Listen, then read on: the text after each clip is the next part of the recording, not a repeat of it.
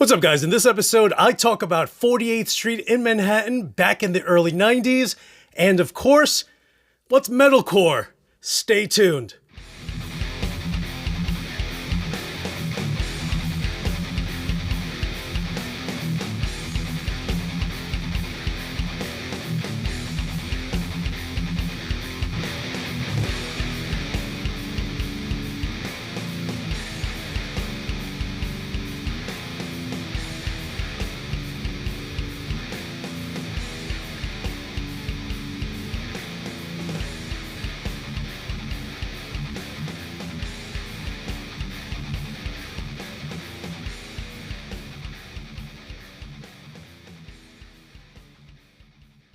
What is up, you guys? It's your boy Luis Torres, and yes, it is 2022.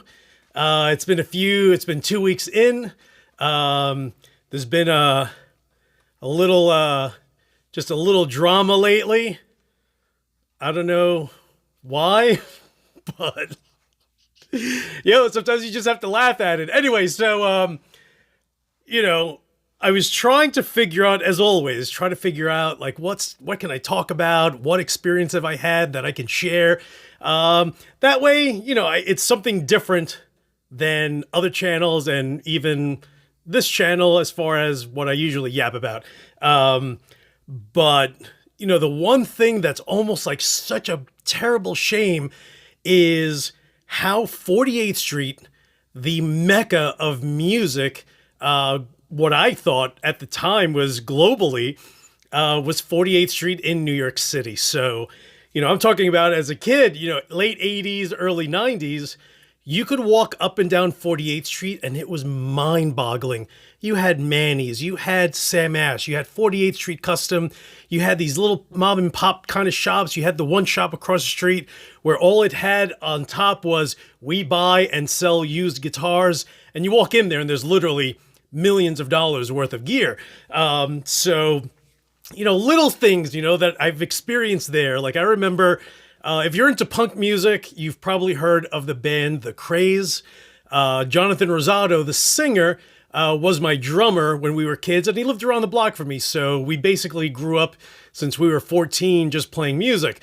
And so one day he's like, let's go over to Sam Ash in Manhattan, and we went upstairs to the drum department, and we're kind of hanging out there. And, I can play drums, not that great, but, if you need a filler, like I've played with bands during their studio sessions, just rehearsal, where they couldn't have, their drummer couldn't make it. And they're like, you want to fill in? And I'm like, yeah, sure. I can play, I can keep a beat fair enough that I have had, I'm the filler guy. And that's just because of Jonathan, because when your best friend is a drummer and he's a guitarist also, he's just like, bro, give me your guitar, you play drums. And that's just how we, just what we did back and forth. So we're hanging out at at Sam Ash upstairs, and I feel like at the time, you didn't really hear any British accents, for the most part, especially in that area. I kind of feel like growing up skateboarding in downtown Manhattan, you would always hear accents just because it was a bigger tourist kind of area. But in Midtown Manhattan, back then, it just kind of wasn't. But we're hanging out and we hear a British accent and we're just like, oh, that's so weird. Like, we're in a guitar shop in the drum section and we hear a British accent. Just for shits and giggles, we're just like, oh, who's the British dude? And we both, our jaws just drop, and it's a monster giant of a man, and it's Nico, the drummer from Iron Maiden. And we're just like, do you see who I see? And he's like, do you see who I'm seeing right now? And of course, one of the sales guys that was there saw us, and he's just like, he just kind of laughed. And I was like, do you have a pen or marker and maybe a piece of paper also that we can use? And he's like, yeah, of course.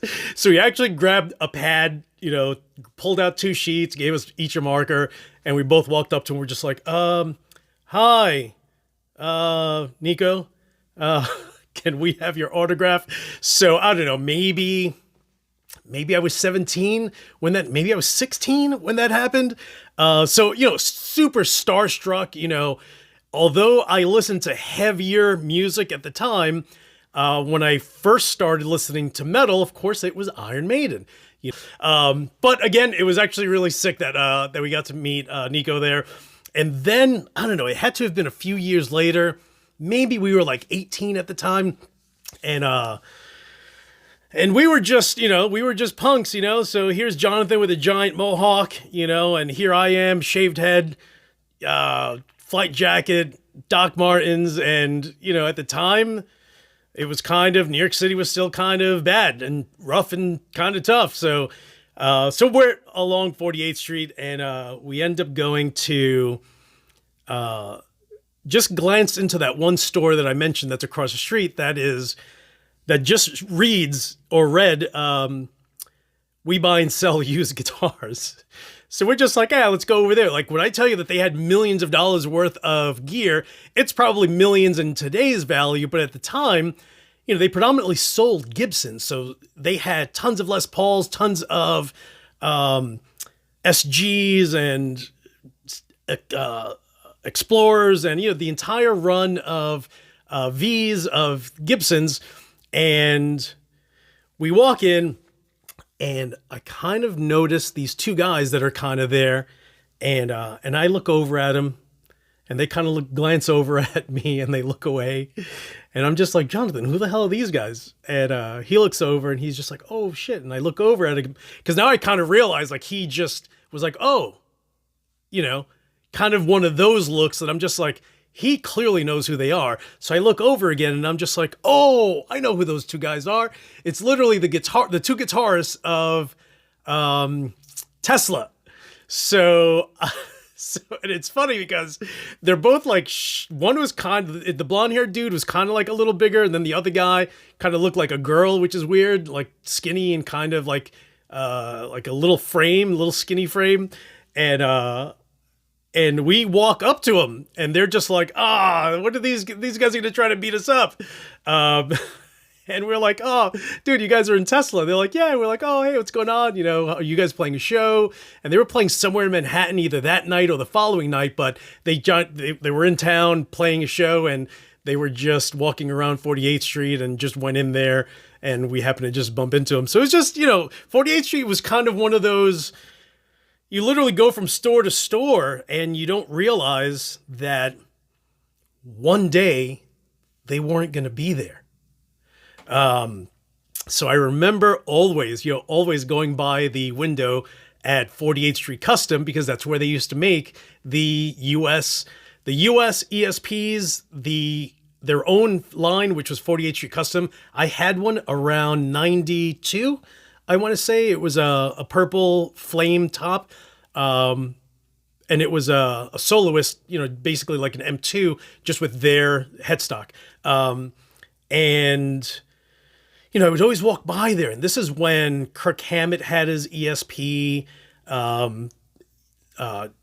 George Lynch had his ESP. So you would always see the snake with the sword model there. And, I would just walk in there, and I'm just like, wall-to-wall guitars, and they were all incredible, beautiful ESPs, every color, every shade. And the problem is that store was like as big as this entire area here. Like, it just wasn't very big at all, but it was just top to bottom. Like, if Google 48th Street Custom, it was the smallest shop with just top to bottom guitars. And it's funny because I remember you would walk in, the guitars were just lined up all on the right hand side, and on the left was this little counter with a little register, and all these guitars on that wall all in front of you. So it's real interesting, like having experience, looking back now in 2022, looking back to 1989 and being a guitarist and a kid that's just in heaven, and that's what that street was. And sadly enough, for any of you guys that ever remember 48th Street or even having been there, it looks nothing like it did back then. It's literally, that entire street has been taken down, and it's just high rises left and right. If you want to check for yourself and see how crazy it looks now, like go to Google Maps, type in 48th Street, and you can just do the drive, so you can almost drive down the street and just look left and right and point up, and you can see what's now 48th Street, and it's just sad. It's sad, it's sad to know that music has diminished to that extent where there is no Mecca of music gear anymore. And there isn't one anywhere globally the way 48th Street was for decades and decades. So it's kind of sad that that happened, and everything kind of moves forward, right? So it is what it is, and real estate just ran through the roof, and people that own those buildings are like, you know what? I might as well sell for $15 million that my great grandfather bought this building back, in the 1910s. And now I'm just going to retire to the Hamptons and just chill and hang out in a $3 million mansion and relax. I would do exactly the same thing. So, I don't fault them at all. So now, here's the one thing. So I started playing again in 2016 as an old motherfucker. So one thing that I kind of noticed, so to me, metalcore was like Merauder, Confusion, Darkside, certain bands from New York City that had that hardcore edge, but they definitely leaned more towards metal than hardcore, like Cro-Mags and Leeway, or Warzone, 7 Seconds, any of those, Gorilla Biscuits, any of those bands. So here I am, and I'm just like, son, I'm going to rock it. Then all of a sudden I started to hear this metalcore, and I'm like, they're basically like playing leads. Like, what is that? But funny enough, it isn't until now that my mind kind of is clicking with that now, which is weird because for years I've always been like, I don't even know how guys are even coming up with some of these, rhythms, which are just kind of single note, and they're almost like little lead kind of things. So, if you're old and you are like me, where you have transplanted from being, you just went from 1996 to 2016, and literally you've been mentally, musically in a time capsule, and then came out of the blue. Like, it's kind of fucked up. Like, legit. Like, it's like, not even joking. How music has changed that much, where if you progressively went from if you were in that genre of music, then you progressed with that, and you became a better guitarist.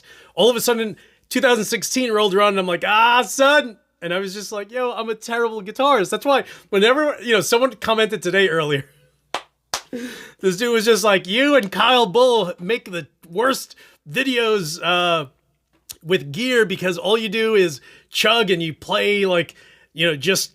And I'm just like, but don't watch us then. Like, if you can't deal with it and you don't like it, go watch something else. But I think it's funny that people complain about that. I'm just like, it's like a television show or like a TV. You don't like it, change the channel. Like, you're going to chill and hang out and complain. Yeah. All right. So what am I going to do here?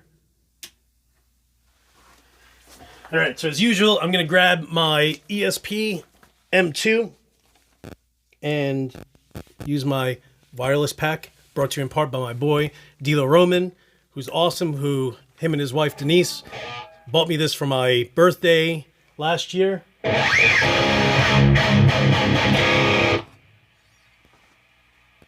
All right, so so the one thing that I all right, so of course, let's backtrack a little bit where I'm all about the chugging, right?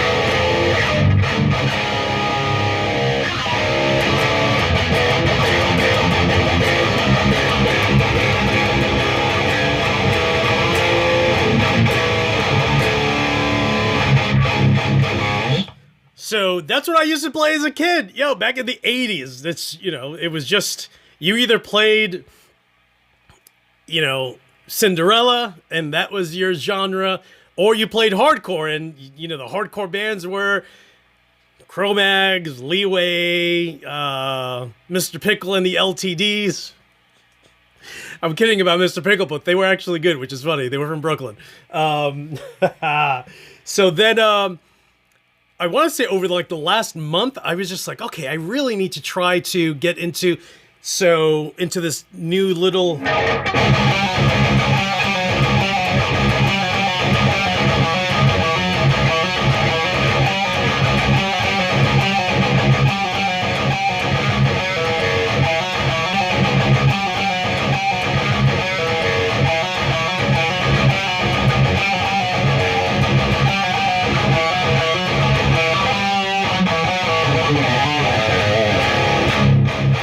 And then, of course, back to the chugging as usual. But it's weird, like, you know, trying to figure out the whole hammer-on and pull-offs and, you know, and of course, it's all mental. So you have to try to figure out what mentally can go well with that. Like, how are the drums in the background? And the good thing, and this is one thing with Kyle Bull, is that he understands the rhythm of a song playing guitar because he's such a good drummer. If you are a guitarist and you can play drums, the good thing with that is you are playing two sides of that coin and you know what will fit well. You can sit back and be like, okay. So a lot of guitarists are just like, yo, what would you even play over that? But as someone that can play drums, it'll be like, go-gong, go-gong, you know what I mean? Like so for me, I feel like a lot of these guitarists, and I don't know, but I would imagine that guys that write like that, they have to have some more of a clue of playing drums because, you know, you can't just write something and be like, yo, drummer, yo, the spotlight's on you right now, son, work your magic. Because he may be like, yo, I don't know, what are you doing? What are you doing? So it's real interesting having to almost like forcing myself to listen to some of these bands and stop certain segments, rewind it like a cassette, and or even better yet, if you're this old, like an 8-track in your dad's car, and try to figure out.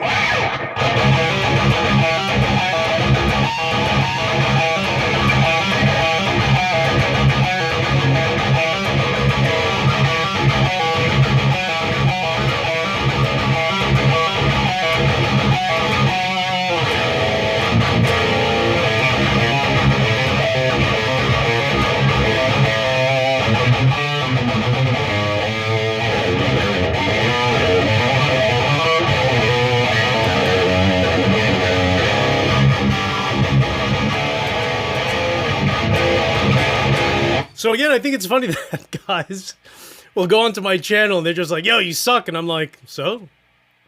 You see this smile? I'm happy.